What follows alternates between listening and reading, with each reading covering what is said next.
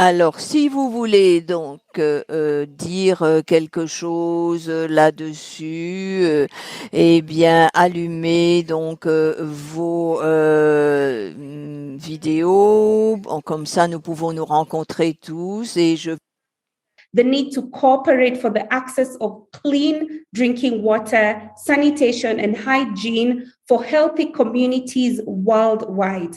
We will delve deeper into topics of suburban areas in Africa, female leadership for water, and on climate resilient solutions with an impeccable panel.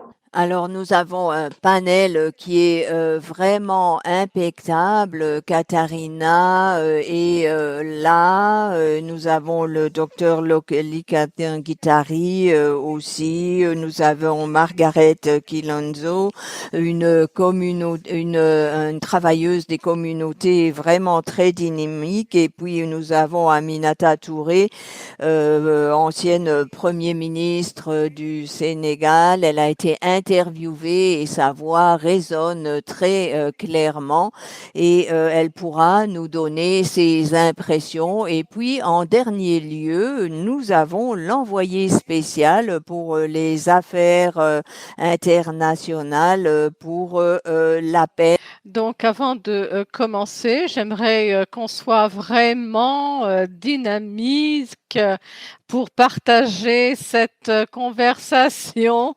Et puis, voilà. Donc, combien de personnes est-ce connaissent ce sujet? Alors, la question est, combien de femmes ministres avons-nous donc en Afrique? Trouvez quelque chose de rouge et de bleu pour répondre. Voilà. Et si vous pensez que c'est 10, amenez quelque chose de bleu que vous trouverez très vite autour de vous.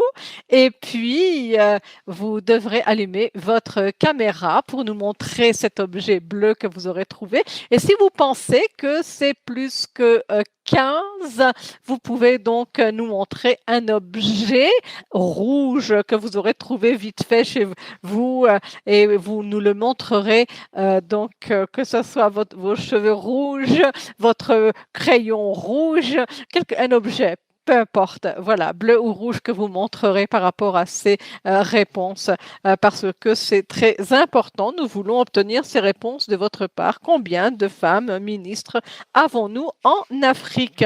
Est-ce que c'est 10 ou plus que, 10, moins de 10 ou 10, et 15 ou moins de 15. Allons-y. Donc, si, voilà, bleu ou rouge, voilà, vous pouvez nous le faire savoir. Donc, rouge, c'est 15.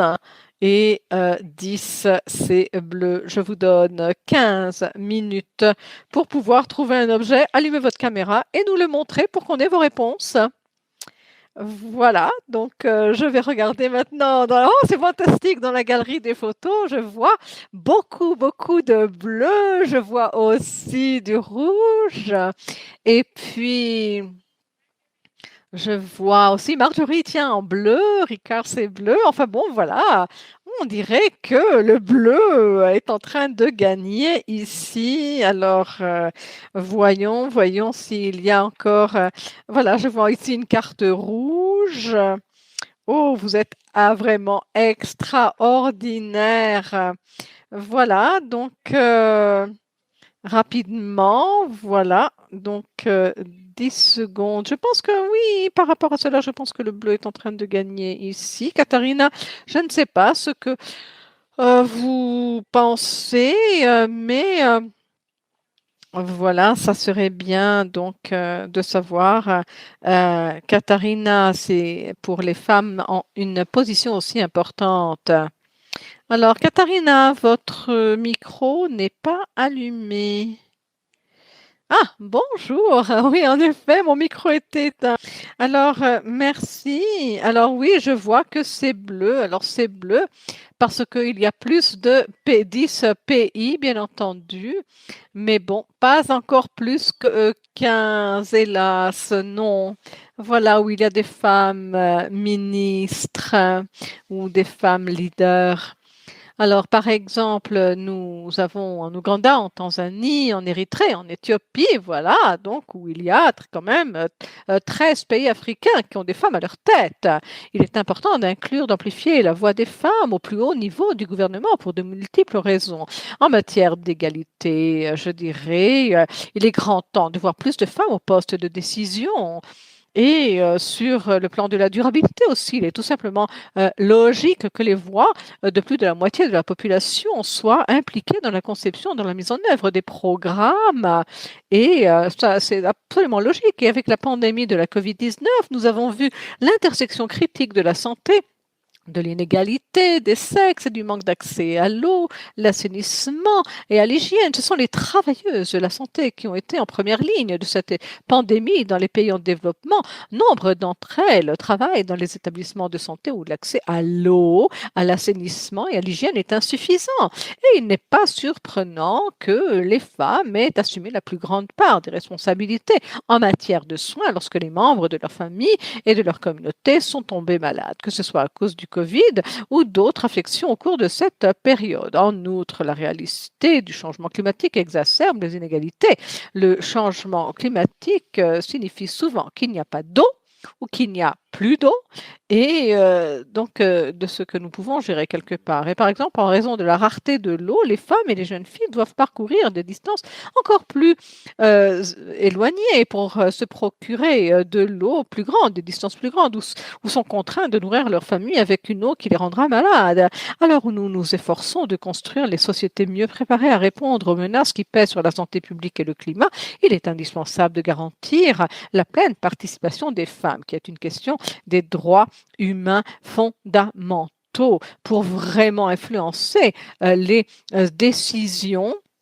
Voilà, et je pense que c'est une question de droits humains. Voilà, je suis très enthousiaste à l'idée de ces discussions d'aujourd'hui, car nous aurons l'occasion d'approfondir les liens entre ces différents sujets, et que ce soit la santé, le climat, le genre et bien sûr l'eau et l'assainissement et l'hygiène. J'espère qu'à la fin de la session, nous serons tous convaincus que nous devons en faire davantage pour reconnaître ces liens et par conséquent élaborer les réponses plus efficaces et plus intégrées qui seront également plus durables.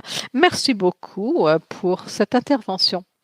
Oh, mais Katharina, merci beaucoup. Vraiment, vous avez tout mentionné. Je pense que toute l'audience ressent votre passion lorsque vous parlez de ce sujet et nous sommes très enthousiastes de pouvoir approfondir ce sujet. Donc, avant de pouvoir, vous pouvez, rappelez-vous, vous pouvez aller sur la plateforme Patable pour écrire vos questions pour pouvoir le faire. Voilà, donc nous avons donc une vidéo sur les femmes et l'eau par rapport à la résilience, par rapport aux solutions dans les communautés, par exemple comme dans la région de Afar en Éthiopie.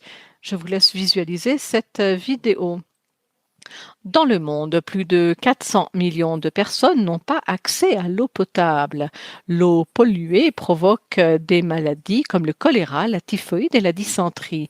Le manque d'accès à l'eau potable est exacerbé par le changement climatique. En Afrique de l'Est, la sécheresse entraîne une pénurie alimentaire due au Covid-19. L'eau est devenue encore plus importante. En Afrique de l'Est, les filles et les jeunes femmes sont souvent responsables de l'approvisionnement en eau. Aïcha du village d'Ophir en Éthiopie, par exemple, marche 6 kilomètres par jour à la recherche d'eau potable. Un an qu'elle aurait pu passer à l'école. En outre, il s'agit d'une tâche physiquement exigeante.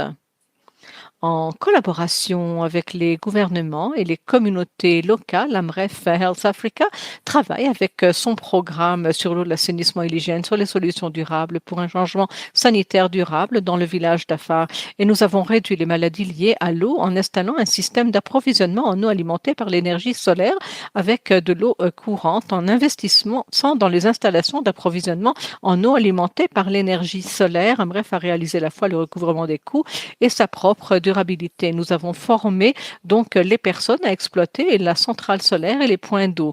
Et de cette manière, ils génèrent un revenu. Les agents de santé locaux comme Fatima ont reçu donc une formation par Amref. Euh,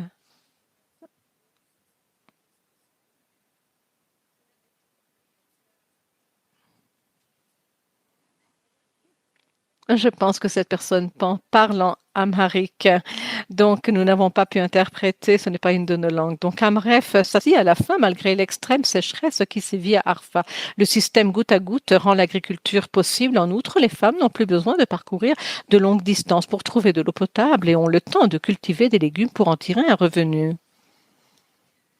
Nous avons encore une personne qui parle en amharique, la langue d'Éthiopie que nous ne maîtrisons pas, hélas.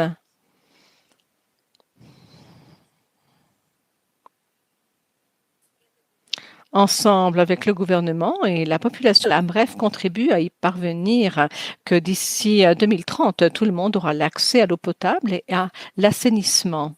Les objectifs de développement durable 6 visent un droit de l'homme pour tous. L'eau potable permet aux filles de mener une vie saine à laquelle elles ont droit. Et elles peuvent se développer en tant qu'étudiantes, agents de santé locaux, mères en bonne santé et instruites employées et même décideuses de haut niveau, pourquoi pas. Eh bien, c'est une vidéo puissante. On dit souvent que, vous savez, une image vaut 1000 mots.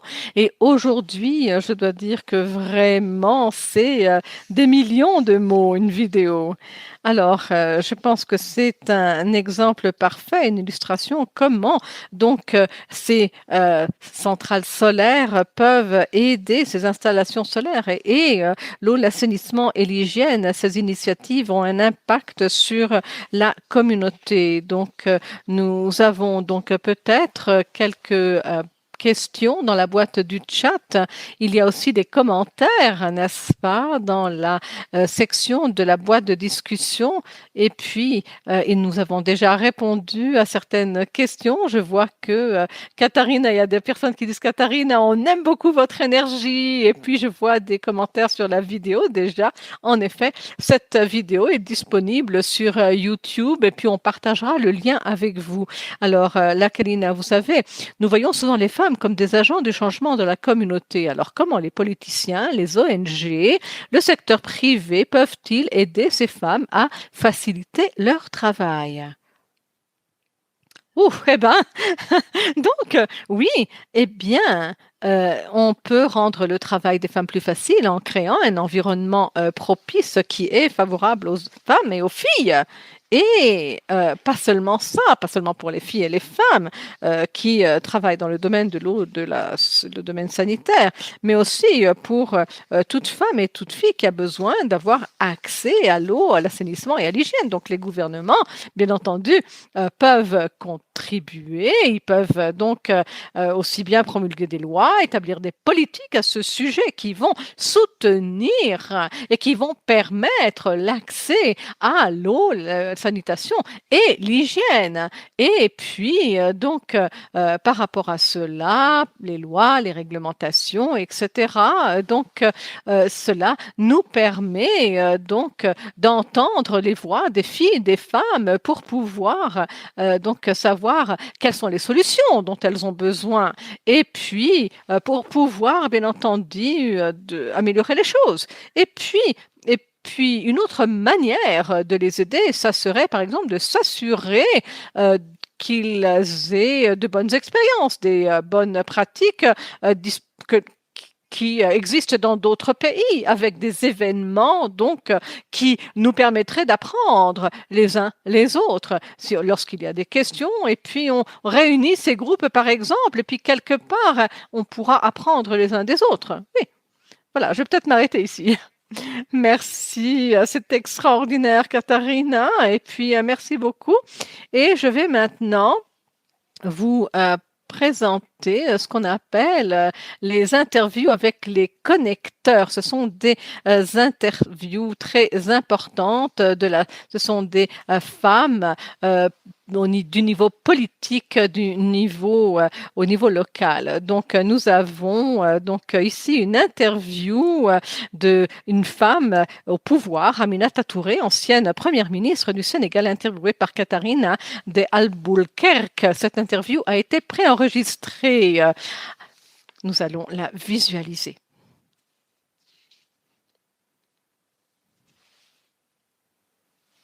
Veuillez patienter. Juste un petit problème technique, on dirait.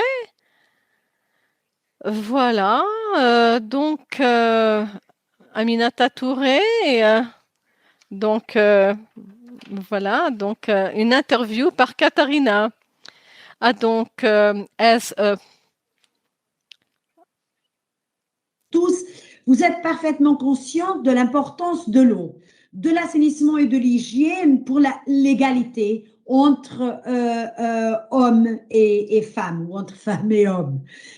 Nous savons que les filles sont les premières à devoir aller chercher de l'eau, à s'occuper des membres de leur famille qui sont malades à cause du manque d'eau, d'assainissement et d'hygiène. Nous savons aussi que c'est un sujet qui vous passionne particulièrement, que les filles sont empêchées d'aller à l'école à cause du manque de toilettes ou de toilettes séparées par genre. Dont nous entendons moins parler et dont je suis particulièrement intéressée de connaître votre opinion à ce sujet, c'est l'action, la participation, le leadership des femmes en matière d'eau et d'assainissement. Au niveau des ménages, les femmes sont les principales gestionnaires de l'eau. Elles ont des connaissances et une expertise précieuse sur la réalité de l'accès à l'assainissement dans leur communauté. Et pourtant, lorsqu'ils prennent des décisions au niveau national, les femmes sont rarement à la table des discussions, des négociations, de la prise de décision. Comment est-ce que vous expliquez cette déconnexion et dans votre opinion, est-ce que les choses seraient-elles différentes? Est-ce qu'on aurait un autre type de décision? Ça avait plus de femmes au poste de décision, y compris, mais aussi au-delà de l'accès à l'eau et à l'assainissement. Oui, tout à fait. Je pense que comme nous en convenons tous, les inégalités de genre et les discriminations de genre traversent toute la société. Toutes les sociétés du monde d'ailleurs. Et évidemment, il y a eu beaucoup de progrès quant à la représentation dans les sphères de décision. On ne le dit pas assez, mais peut-être les plus gros progrès ont été faits en Afrique. Le Sénégal est le deuxième pays en termes de représentation des femmes au niveau de l'Assemblée nationale, l'équivalent du Parlement. Et cela peut changer la discussion parce que les femmes ont une expérience très, très, très pratique de ces questions. Comme vous avez eu à le dire, particulièrement en Afrique, la question de l'eau est une question essentiellement féminine. Ce ne sont pas les hommes qui vont aller chercher l'eau, ce sont les femmes dans les villages, parce que c'est elles qui ont en charge l'essentiel des tâches domestiques. Donc, il est évident qu'une femme qui arrive à un niveau de décision, on n'a pas besoin de lui expliquer beaucoup de choses en matière d'accès à l'eau, en matière d'hygiène. C'est pour cela qu'il est vraiment important qu'elle soit là où les décisions se prennent, au plus haut niveau, mais surtout à un niveau dont on ne discute pas beaucoup, c'est au niveau des municipalités et des conseils locaux. Parce que la question, c'est aussi une question locale. Et il est important que les instances de décision locales également prennent des décisions qui rejoindront celles de l'État central pour que ces questions liées à l'eau, à l'hygiène, puissent être à l'assainissement, puissent vraiment se retrouver au niveau des budgets locaux, mais aussi au niveau des budgets nationaux. Donc, à mon avis, il est vraiment important que les femmes soient au cœur des dispositifs de décision, mais aussi des dispositifs opérationnels. Par exemple, la gestion des forages d'eau. Il faut qu'elles jouent un rôle important, que les décisions soient prises avec elles, parce que je crois que c'est les meilleurs experts en eau, en réalité. Je suis entièrement d'accord avec vous sur cet aspect. It is so unacceptable that we allow. Et donc, en effet, c'est inacceptable qu'on permette que les connaissances des femmes et l'expertise seront donc perdues par rapport à ces pratiques et parfois qui sont même discriminatoires. Au-delà de l'absence des femmes dans le processus décisionnel, quelles sont les autres conséquences de la négligence de la voix des femmes? Et l'une des choses auxquelles je pense qui est le rôle des femmes dans la réponse au changement climatique. Alors, selon vous, quelle serait la première chose à faire? L'information peut-être pratique et le rôle des femmes pourrait jouer un rôle pour soutenir les pays qui répondent au changement climatique. Ah, merci, oui, en effet. En tant que première responsable de l'eau, de l'assainissement, les femmes sont les premières à constater, je dirais, ce changement en raison de leur travail ou de la sécheresse par le climat. Elles doivent faire de plus longs kilomètres et, vous savez, traverser beaucoup plus de difficultés au fil des ans. Donc, comme je l'ai dit, elles sont vraiment donc, elles savent vraiment à quoi s'attendre, mais elles sont aussi des expertes du changement climatique parce qu'elles le vivent au jour le jour. Et ce sont elles qui font face aux conséquences. Elles ont besoin de plus de temps pour accéder à des sources d'eau plus éloignées et plus sûres, ce qui ajoute à la charge de la collecte de l'eau et au poids lourd qui pèse généralement sur leurs épaules, les épaules des femmes et des filles. Ce sont elles qui s'occupent des malades. Ce sont elles qui s'occupent d'amener de l'eau, de la nourriture et qui s'assure que la maison donc existe. Et je pense qu'il est important, vous savez, qu'elle soit représentée, comme je l'ai dit, au niveau stratégique, au niveau opérationnel, au niveau de la communauté, des foyers, jusqu'au sommet, au plus haut niveau. Merci beaucoup. Quelles sont donc les approches prometteuses pour relever le défi interconnecté? Vous savez, notre partenariat, eh bien, il s'agit de l'assainissement de l'eau pour tous. Nous réunissons différentes parties prenantes autour de la table et nous avons ces approches pour accroître la visibilité politique de l'eau, de l'assainissement et de l'hygiène. Et ensuite, d'influencer sa priorisation dans les différents agendas au niveau mondial, au niveau national, en espérant que nous allons également encourager l'action et la priorisation, comme vous le disiez, au niveau municipal. D'après votre expérience, comment pouvons-nous rassembler pour trouver des solutions collectives afin d'assurer un avenir durable pour tous sans discrimination? Eh bien, comme nous le savons, vous savez, la communauté du développement, eh bien, nous avons tendance à compartimenter les sujets, que ce soit le climat, l'eau, l'éducation, etc. Mais ce n'est pas comme ça que les gens vivent leur vie, n'est-ce pas? Je veux dire, nous n'avons, c'est la même personne qui voudrait aller à l'école, avoir accès à l'éducation, à l'eau, etc. Je veux dire que quand vous compartimentez cela, vous rendez les choses plus difficiles. Donc, la même personne, comme je le dis, qui doit gérer l'accès à l'eau, à l'assainissement, à la santé, à l'éducation pour elle et sa famille, c'est aussi la femme qui doit avoir accès, vous savez, à des soins accessibles de santé, à la nutrition, enfin, à un travail décent. Et je vois comment tout cela est lié et c'est indispensable pour bâtir des sociétés où les femmes et les filles peuvent s'épanouir, réaliser leurs rêves et devenir, vous savez, des citoyennes au sens plein du mot. Et premièrement, mobiliser tous les différents acteurs du secteur, eh bien, je pense que ça, c'est important. Mais ensuite, il faut s'assurer qu'ils soient connectés et travaillent ensemble avec leurs pairs pour travailler dans ce domaine de développement. Et je pense qu'il est très important que nous parvenions de cette façon à travailler au sein des organisations en travaillant dans le domaine de l'eau, de l'assainissement et de l'hygiène. Nous avons parlé de l'importance de la participation et de l'inclusion.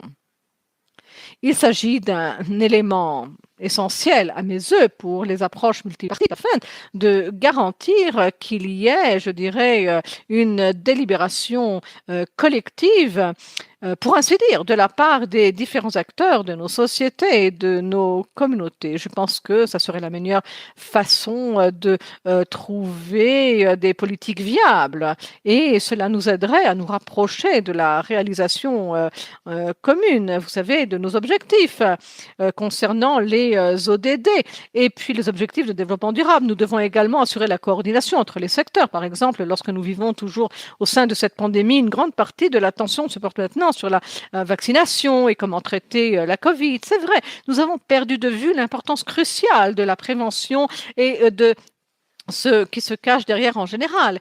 Et il y a encore trop de gens, surtout sur le continent africain, qui n'ont toujours pas accès à des installations pour se laver les mains, par exemple. Je ne vois pas comment nous parviendrons à réaliser les objectifs de développement durable si vous ne répondez pas à tout cela. Donc, ce n'est pas ainsi que nous fonctionnons en tant que district. Il est clair que tous les ODD sont intégrés et indivisibles. Donc, notre droit humain concernant cela, et puis aussi bien les 193 gouvernements qui ont ratifié ces droits. Enfin, c'est quand même clair par rapport à leur importance que ce qui concerne la lutte contre les inégalités. Les États membres s'engagent à garantir que personne ne sera laissé pour compte. Donc, nous devons nous efforcer d'atteindre d'abord les personnes les plus pauvres, je dirais, je pense que cela montre à quel point nous devons répondre aux besoins des personnes les plus vulnérables et marginalisées. Merci beaucoup pour cette conversation. Eh bien, vraiment, c'était une conversation extraordinaire entre des femmes extraordinaires et fortes par rapport à ce secteur de l'eau, de l'assainissement et de l'hygiène. Donc, Katharina, j'ai donc une question brûlante qui a été posée ici. Vous pourrez peut-être, ça a été posté par José Soulouche-Doyle. J'espère avoir bien prononcé ce nom. Et puis, par exemple, est-ce que vous êtes au courant, par exemple, d'actions où il y a des stratégies intégrées auprès de certains gouvernements? Est-ce qu'on peut apprendre de cela? Alors, de notre côté, en effet, je dirais que on travaille avec le gouvernement précisément pour que les choses puissent être réalisées. Et une des choses, c'est comment on travaille tous en silo, en isolation. Et ça, je dirais que vraiment, il faut casser, il faut briser ces silos, ces isolations, ce travail en isolation.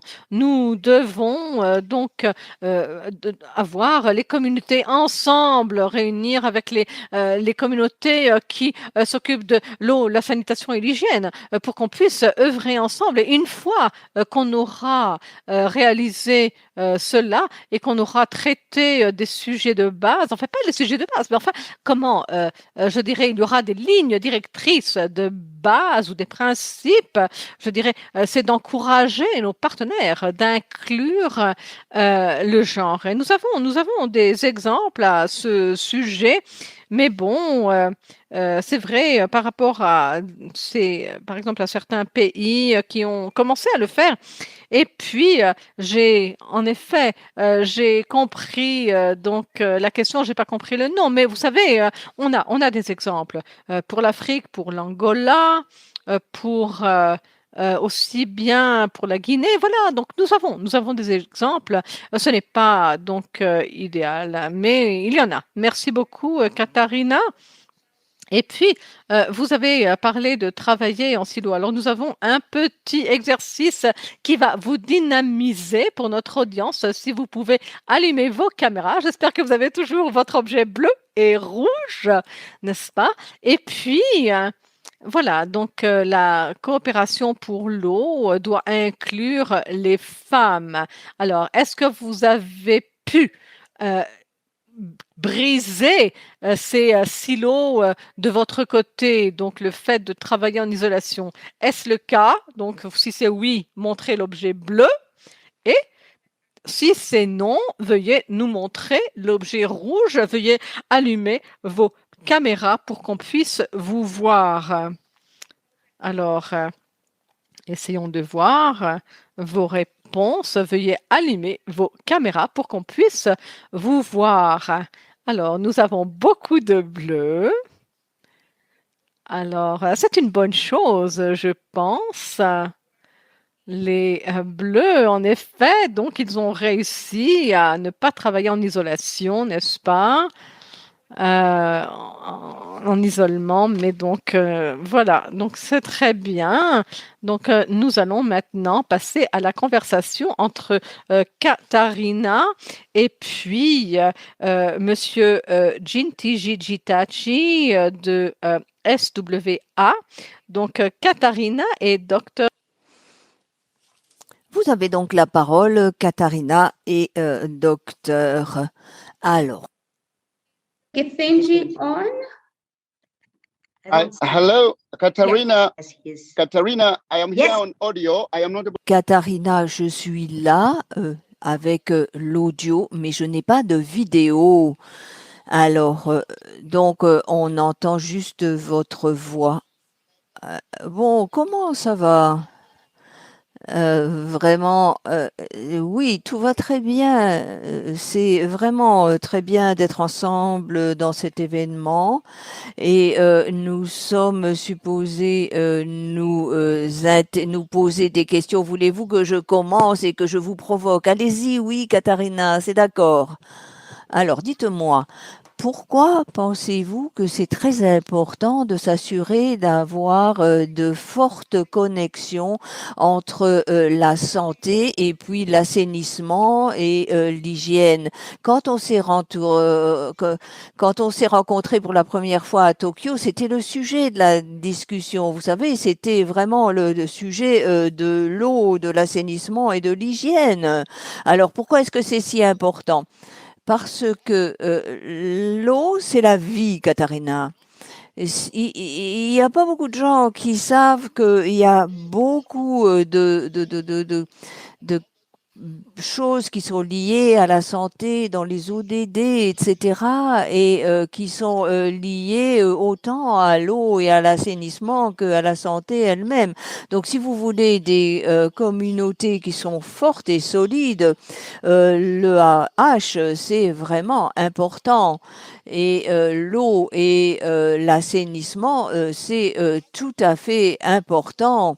Et donc, vraiment, il faut investir dans l'eau et l'assainissement pour réduire la transmission des maladies et améliorer la santé au Royaume-Uni vers les années 30.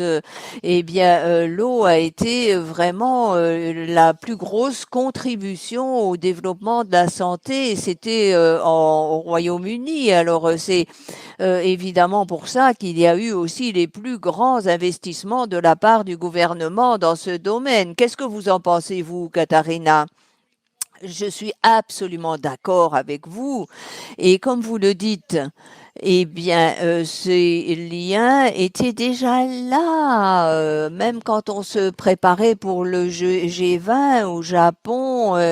Eh bien, déjà à ce moment-là, on faisait ces liens, on voyait ça très clairement. Comment donc le nombre de lits occupés en Afrique dans les hôpitaux, les gens qui avaient beaucoup de maladies transmises par l'eau. Et bien sûr, c'est très important. Et il y a quelque chose, en fait, et il y a parfois on est aveugle et on ne voit pas comment c'est lié. Donc il faut le répéter constamment. Et c'est vraiment intéressant de se rappeler du coût économique d'une mauvaise santé qui est lié à un mauvais accès à l'eau, à l'assainissement et à l'hygiène. Et c'est un gros pourcentage des PIB qui est concerné là.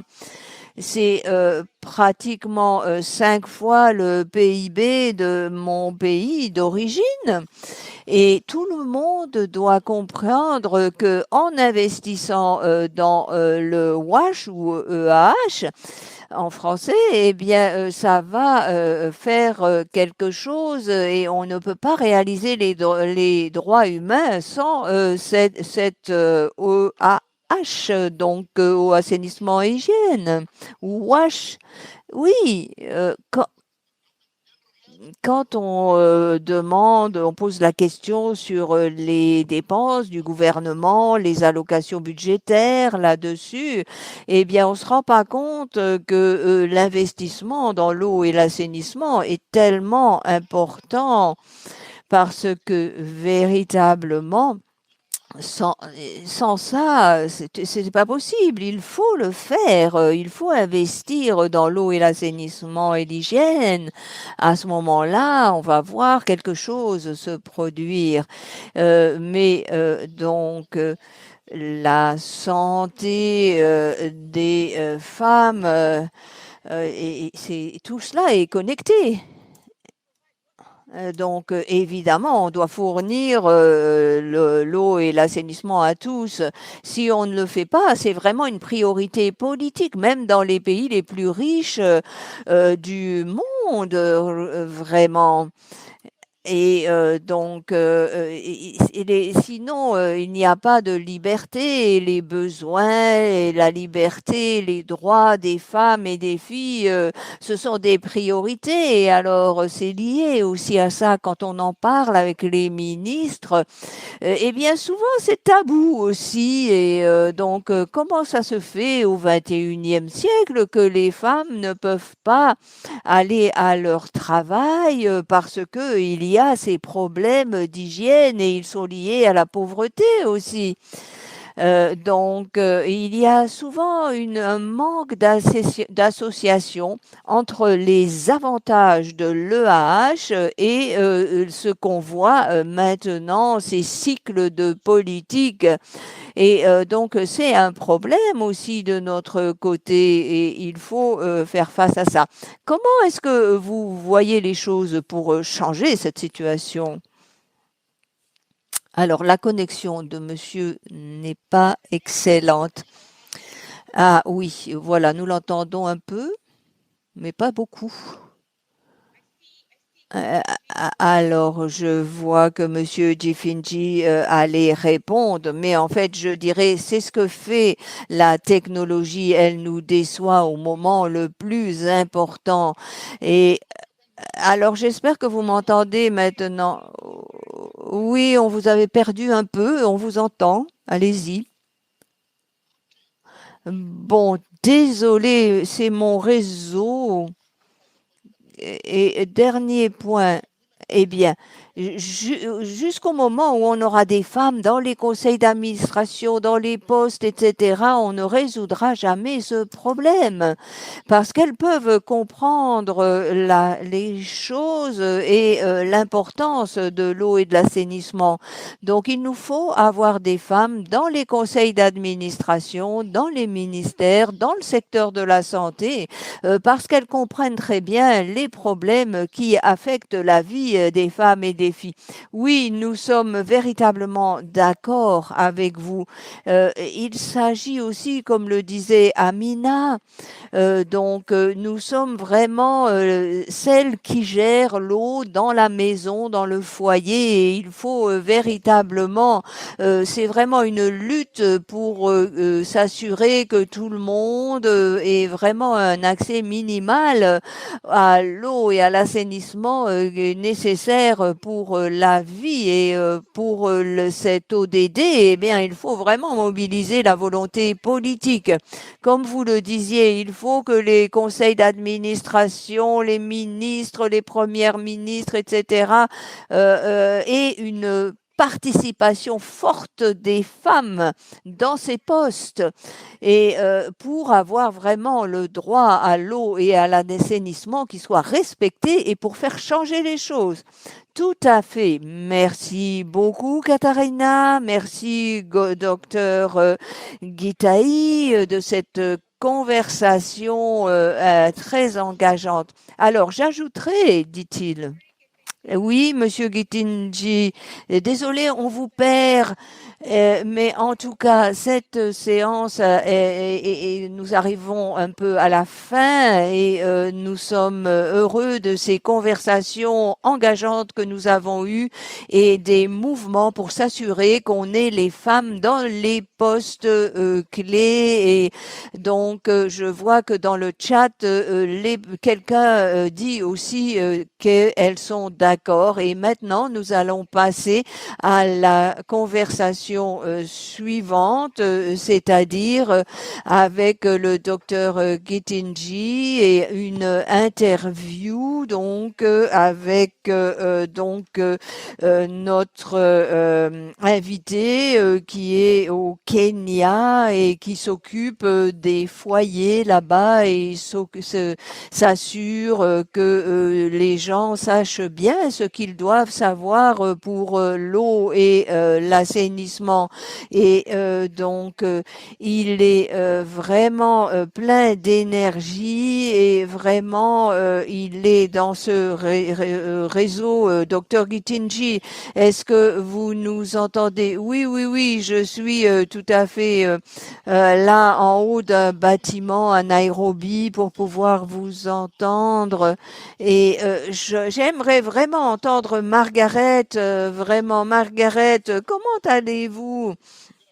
Et vraiment, vous vous occupez des installations informelles et donc comment est-ce que à quoi ça peut ressembler d'être une femme et d'avoir tous ces défis de la vie dans ces dans ces installations et comment ça se passe. Donc, allez-y, dites-nous merci, docteur. Merci d'être avec nous aujourd'hui. Alors, vraiment, c'est fantastique pour moi de travailler avec la communauté. Ça fait plus de 20 ans que je le fais. Donc, je travaille avec les personnes dans les taudis et je comprends bien ces communautés. Et donc, en travaillant dans ces communautés, eh bien, on voit que dans ces quartiers pauvres, c'est la femme qui est en charge de la famille et des enfants. Et donc, c'est comme ça qu'on veut essayer de faire baisser les taux de mortalité dans ces communautés parce que donc nous sommes des bénévoles et nous devons aussi sous-peser l'équilibre entre notre famille et le travail dans la communauté. Et nous devons aller aider ces personnes, mais c'est très bien, formidable de faire ça. L'ONG, eh bien, selon mon expérience, je vois que c'est une organisation que je félicite parce qu'ils ont la capacité d'aider les communautés et donc on fournit de l'eau potable et où nous pouvons aussi recevoir toutes les informations sur l'eau et les passer à cette communauté pour qu'ils connaissent l'eau et on passe beaucoup de temps à dans les salles de classe et aussi on parle de la technologie, on apprend grâce aux portables également et on parle de l'eau propre à la communauté. Donc, on fait du réseautage aussi avec une ONG comme celle-là pour donc avoir ce genre de contact. C'est fantastique pour pouvoir faire quelque chose pour l'eau. Et parfois, cette marchandise qui est l'eau est très difficile à obtenir. Et donc, si on achète cette eau, eh bien, c'est très difficile parce que c'est difficile d'avoir de l'argent pour les personnes qui vivent dans ces communautés pauvres. C'est vraiment un problème, mais c'est sûr qu'on ne les laisse jamais tomber.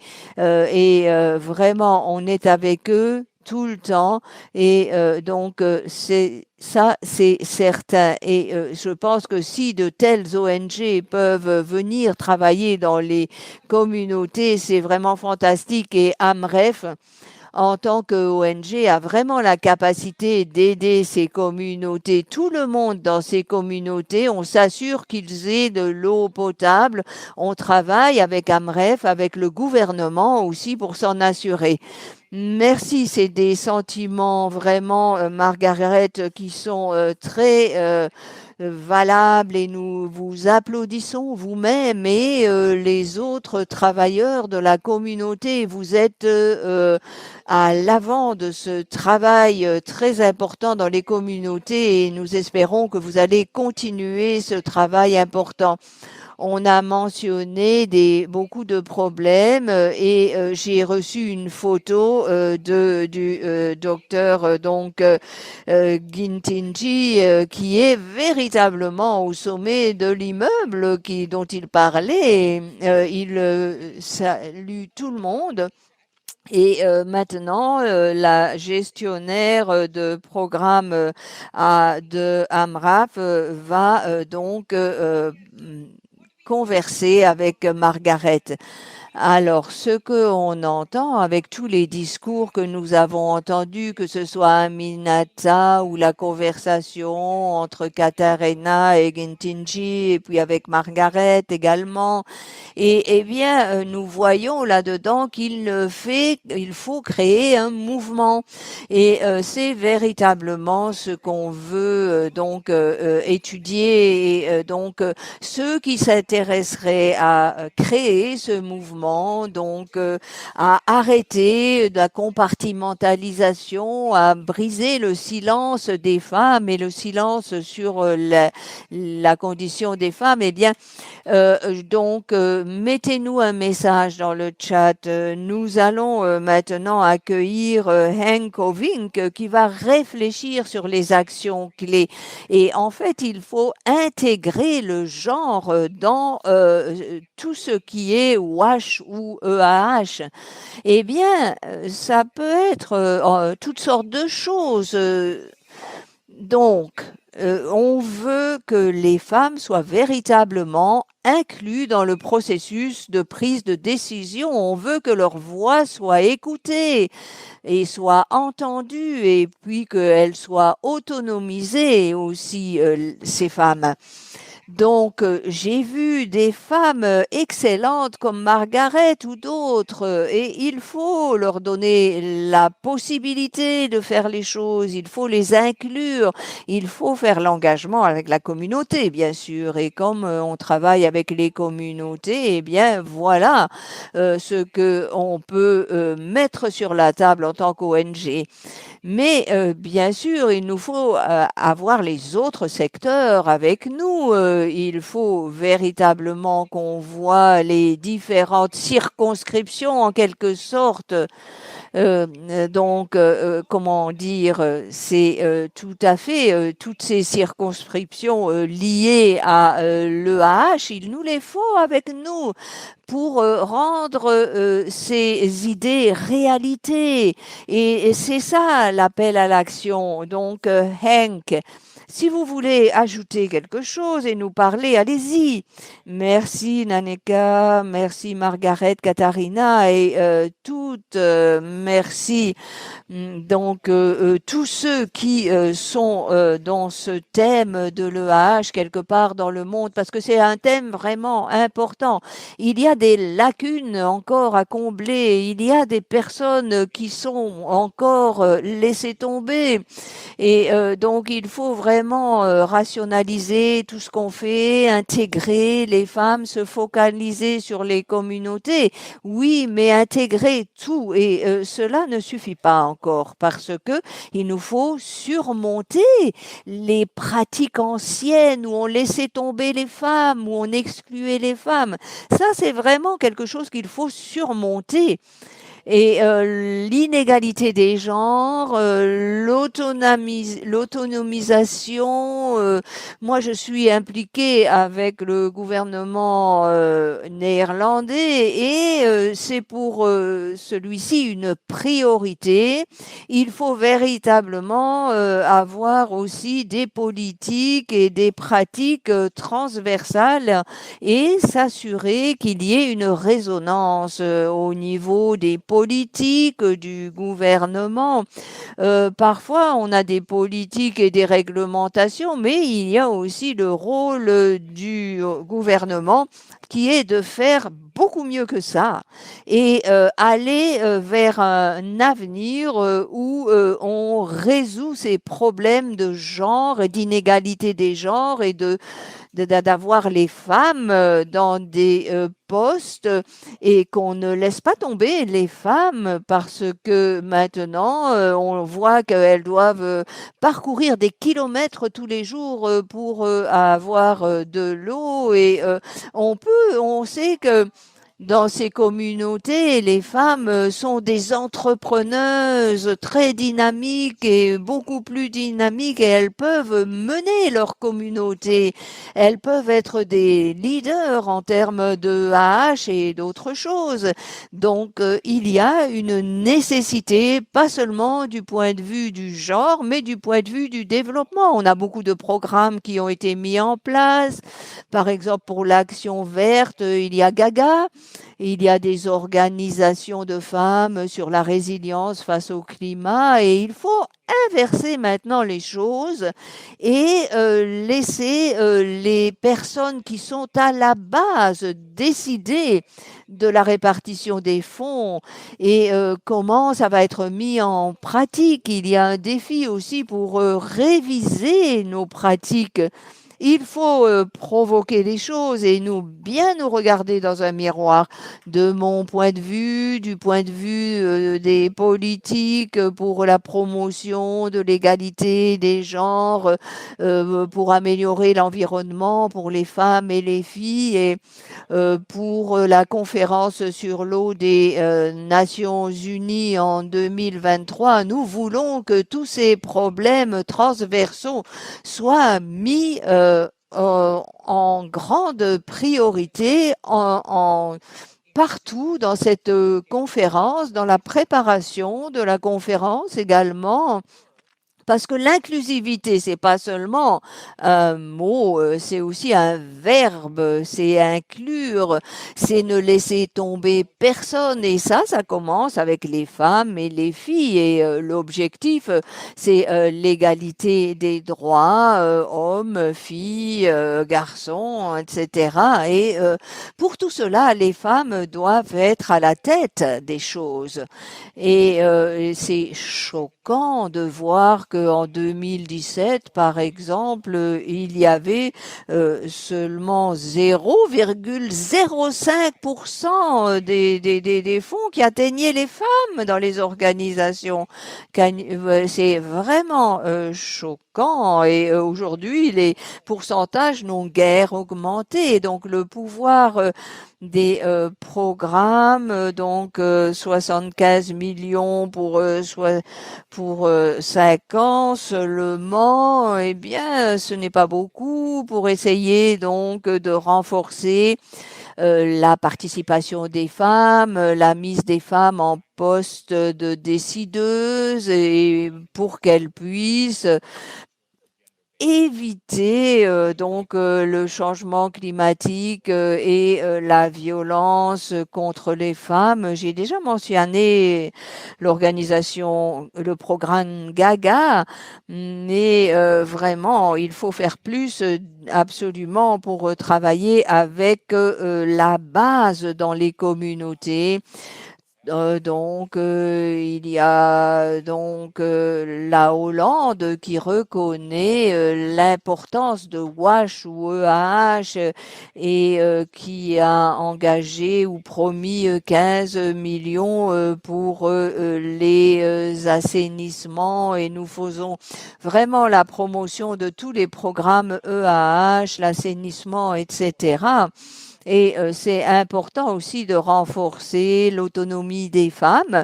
Il faut reconnaître les expériences, les connaissances et les idées des femmes pour prendre des décisions sur l'eau. Donc, il faut véritablement donner le pouvoir de décision aux femmes. Et pour cela, elles doivent être responsables et être mises dans ces positions. Pour 2023, l'égalité des genres, c'est une de nos activités principales d'intégration. Pour intégrer toutes les parties prenantes, toutes les organisations qui se focalisent sur ces questions importantes de l'égalité des genres. Et nous reconnaissons aussi que l'accès à EAH est un prérequis pour arriver au développement économique et à la réduction de la pauvreté. Et après 1 an et demi donc de Covid-19, eh bien, il y a eu cette campagne mondiale pour se laver, donc WASH. On dit toujours wash your hands, donc lavez-vous les mains, et pourtant on n'a pas réussi à combler ces lacunes malgré la Covid. Alors si la Covid n'a pas été un élan pour agir dans ce sens, qu'est-ce qu'il faut donc, je me demande? Pour la résilience face au climat, pour toute la communauté, il est nécessaire d'agir pour le AH.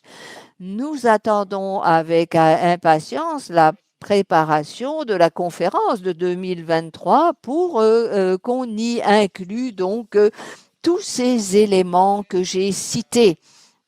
Et ceci dit, je veux vous remercier tous pour votre travail fantastique et votre dévouement. Vous pouvez compter sur nous. Nous pouvons toujours améliorer notre travail en tant que communauté globale, mondiale.